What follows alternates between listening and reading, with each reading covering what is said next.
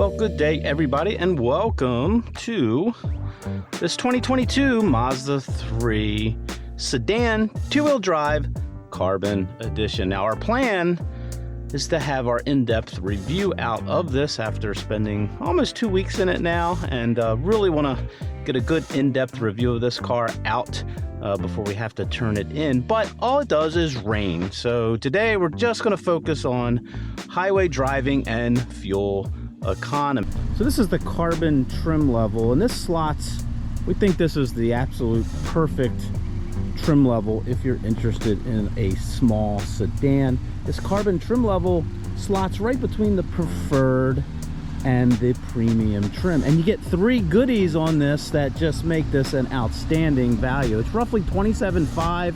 It's about $1,200 or $1,300 more than the preferred. However, it's about $1,000 less than the premium. And the goodies you get are, number one, this beautiful polymetal gray. I think this is one of the best paints out there on any mainstream car right now.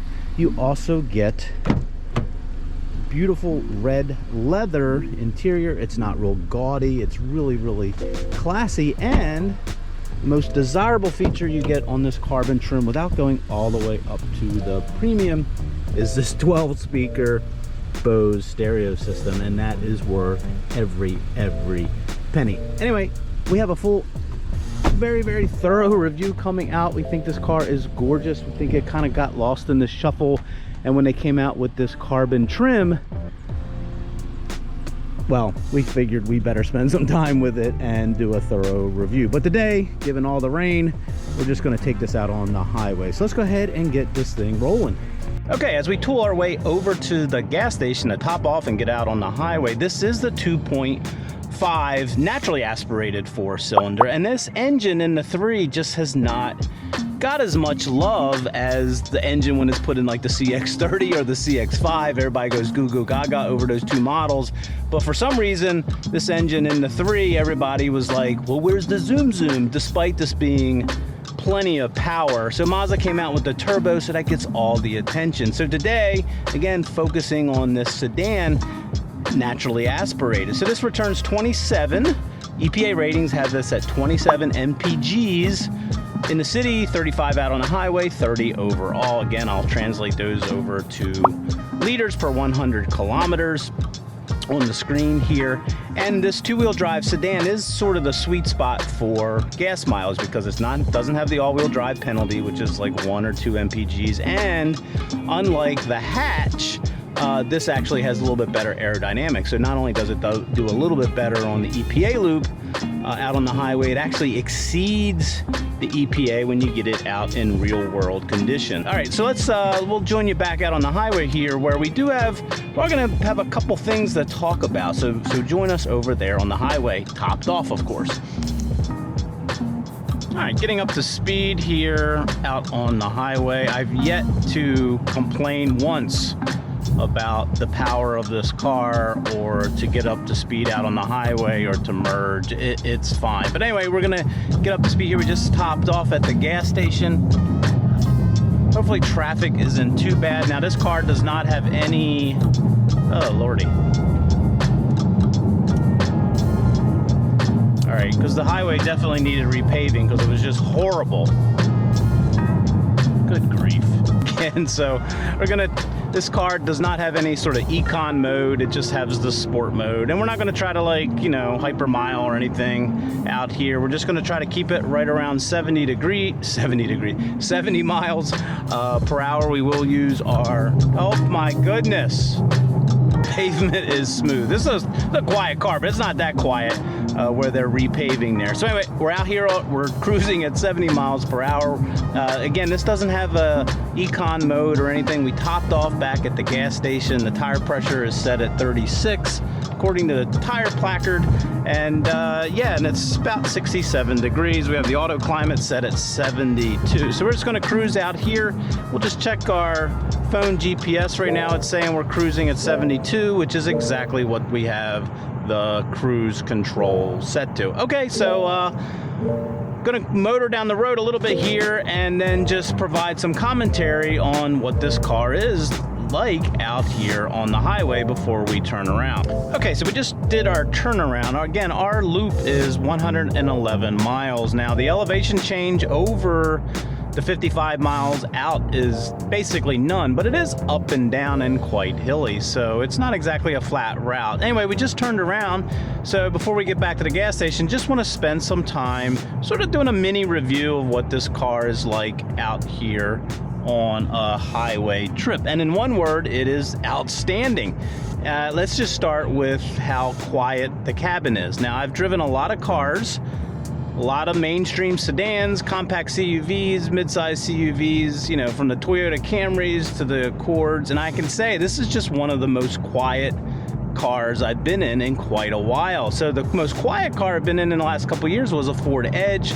Have a review out there on that, but man, this thing is just super quiet. Now, I'm not measuring the sound in here with the meter because I found out that some cars can measure louder but feel quieter, but overall this thing, the glass feels thick, and it's just a very quiet place to be. The other car that really did well on this was the Kia K5 in the LXS trim because it has the smaller tires. That's also a nice, quiet, comfortable cruisers. But as far as like the Camrys of the world and the Accords and all those mid-size and compact CUV, this thing just blows them away for cabin quietness. Now, as far as how this goes down the road, pretty much effortless. You can put in whatever speed you want. You can see I'm a little bit above 70 now. It turns about 2,000 RPMs, like a lot of cars. You know, this 6-speed transmission gets a lot of, I don't want to say unloved, but, you know, people say it's dated and old.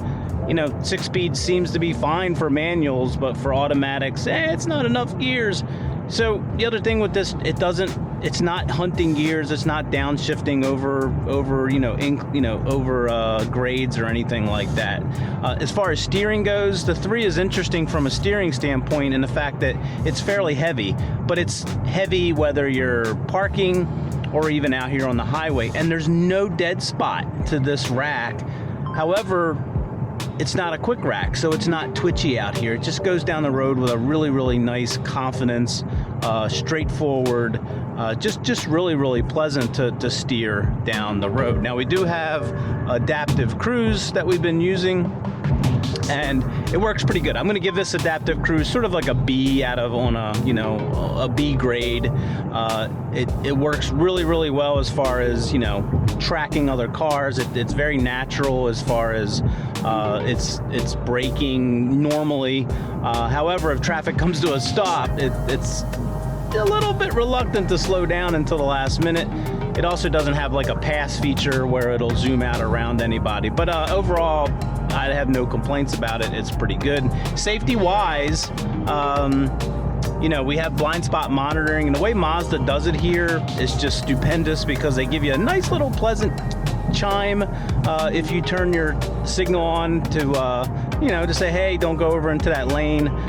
There's no signal in the mirror, which is nice, which is a big complaint of our GLI. The GLI makes no noises at all. It just flashes your signal and the warning, so it's a little bit confusing. But you'll see over there right now, yep, there's that nice pleasant chime. So nice big mirrors, great visibility in here. And then the last 2 things about the highway, you know, just hanging out in this car is the seat comfort. Again, I'm sounding a little bit like a Mazda 3 fanboy, but man, these seats are, again, of all the cars I've driven over the last couple years, I don't know, it's probably been 50 different models of cars and different trim levels or whatever. These are the best seats I've ever sat in. I could sit in these all day. There's no pressure points. They hug you just right.